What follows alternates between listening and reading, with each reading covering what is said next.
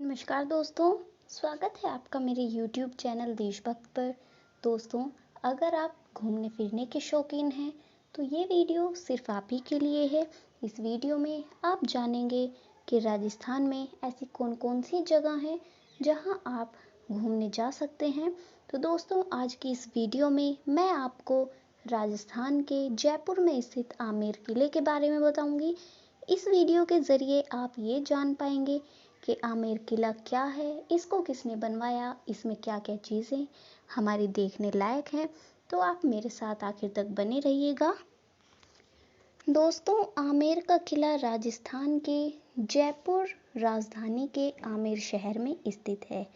आमेर के किले को अंबर या आमेर का किला भी कहा जाता है और ये अरावली पहाड़ियों के साथ-साथ माओथा झील के नज़दीक बसा हुआ है।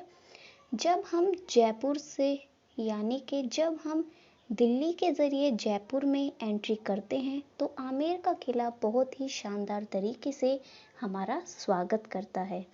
ये गाढ़े पीले रंग का आमेर किला इतना प्रसिद्ध है टूर के लिए, या हम ये कहें कि घूमने फिरने की जगहों में आमेर के किले का भी बहुत बड़ा नाम है, जो कि जयपुर में स्थित है।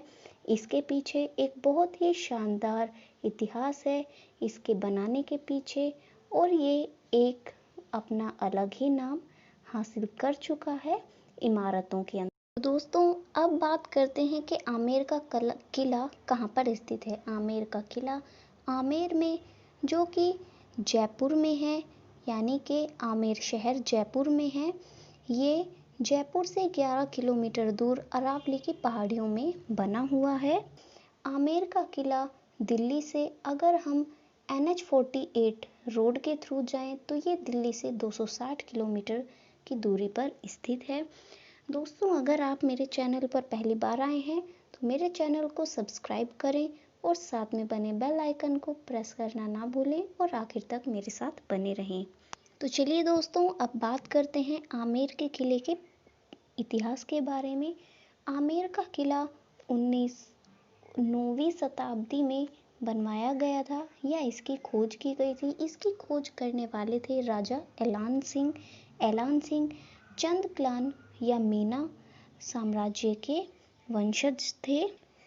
दोस्तों, आमेर के किले की खोज राजा एलान सिंह ने की थी, लेकिन जो आज हम देखते हैं इसे राजपूत कछवाहा राजा के ऊपर उनकी दोबारा रिनोवेशन करके इस किले को दोबारा खड़ा किया। तो इसलिए अब कहा जाता है कि आमेर का किला राजा मानसिंह द्वारा बनवाया गया था। बाद में राजा जयसिंह ने इसे बढ़ाया और इसकी और देखरेख करके इसको और बड़ा बनाया। बाद में इसके जो कछवाहा साम्राज्य के और राजा थे, इन्होंने इसको और बढ़ाया और इसमें और भी ज़्यादा इम्प्रूवमेंट करके बनाया। अब से 150 साल पहले किला राजपूत घराने की जो कल्चर था या उसकी रॉयल्टी थी, उसका एक मूर्त रूप है या उसकी एक निशानी है। आमेर का किला एक बहुत अच्छा उदाहरण है राजपूत सेना का या उनकी कारीगरी का। ये कहें कि इसे इतने अच्छे तरीके से बनाया गया है, किसके ऊपर, चील के टीले के ऊपर, यानी कि इसे एक बहुत ऊंचे टीले पर बनाया गया है बहुत ही अच्छी तरह से, जो ये दिखाता है कि उस टाइम के लोगों में कितनी समझ थी या कितना हुनर था। तो दोस्तों, आमेर का किला लाल रंग के बलुआ पत्थर से और मार्बल के बड़े बड़े पत्थरों से मिलाकर बनाया गया है। इसका चमकीला पीला रंग सूरज की रोशनी में बहुत अच्छी तरीके से चमकता है, या ये कहें जब इस किले पर सूरज की रोशनी पड़ती है तो इस किले की शोभा देखने लायक होती है। बात करते हैं जलेब चौक के बारे में। जलेब चौक का अरबी भाषा में मतलब होता है आर्मी का, यानी कि सेना का इकट्ठे होने का स्थान।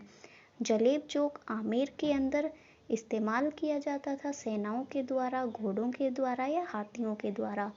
जो राजा होते थे वो अपने अधिकारियों से या अपने मंत्रियों से यहीं पर बैठक किया करते थे और इसी जगह पर जलेब चौक के अंदर वो अपनी सेनाओं का निरीक्षण किया करते थे।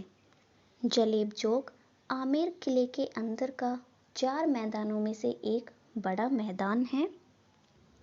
तो दोस्तों अब बात करते हैं गणेश पोल के बारे में। जलेब चौक मैदान से आगे पड़ता है गणेश पोल। गणेश पोल भी इस आमेर के किले का एक दूसरा और बहुत ही शानदार गेट है। इसकी जो पुताई या रंगाई कहें या इस गेट पर जो पेंट किया गया है वो हिंदू भगवानों की मूर्तियों के साथ किया गया है। इस गेट का नाम या ये कहें कि इस गेट को भगवान गणेश को समर्पित किया गया है, जो कि संपन्नता के भगवान कहे जाते हैं हिंदू समाज में या हिंदू धर्म में। इस गेट को बनाया गया है मुगल और राजपूत स्टाइल दोनों में, और ये इस गेट आमेर के किले का अंदर जाने का एकमात्र एंट्री गेट है या एकमात्र प्रवेश द्वार है जो कि आमेर के किले में अंदर तक जाता है। इसकी साइड में सुहाग मंदिर है, यानी कि गणेश पोल से थोड़ा आगे जाकर सुहाग मंदिर है, जो कि आमेर के किले की रानियों द्वारा इस्तेमाल में किया जाता था जब दीवाने खास में कोई फंक्शन हुआ करते थे। तो चलिए दोस्तों अब बात करते हैं शीश महल के बारे में।